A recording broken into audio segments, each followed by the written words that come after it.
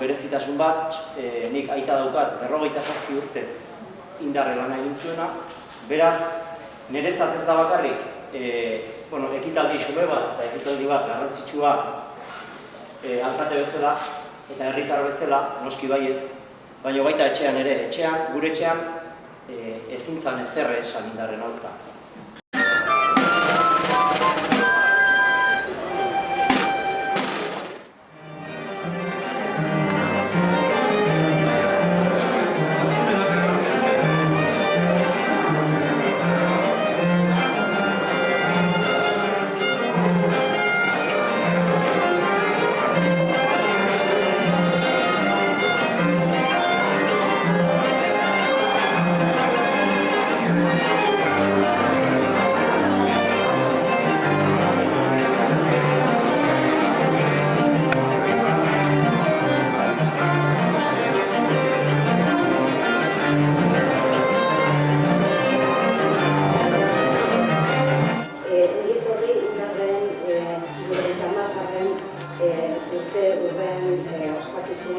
Eder dala gainea, belaunaldi desberdinak hemen egotea eta garapena eta gaur indar dena lortzen lagundu dezutelako eta gaur hemen zaudetelako gainea.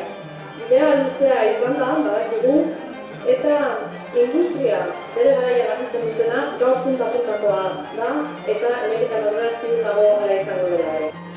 Baina bazan baita ere pertsona bat, eta askorak ere bizitio bereziki.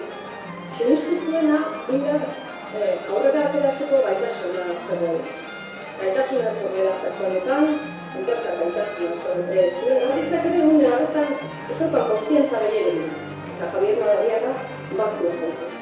2008an hasi zen krisi forte horren lehenengo momentua izan zen indarreko zuke. Eta guretzako goierra izan zen drama izugarria. Dana genuzkelako inguruan indarreko langileak egiten familiartekoak, eta tan adakidurako indar bezalako enpresa batek herrian ze intzidentzia dira. Personala, hainbat duen bat, ehundaka langile eta familietan ze intzidentzia dutan horrelako industria. Elkarrekin aurrera batak izan.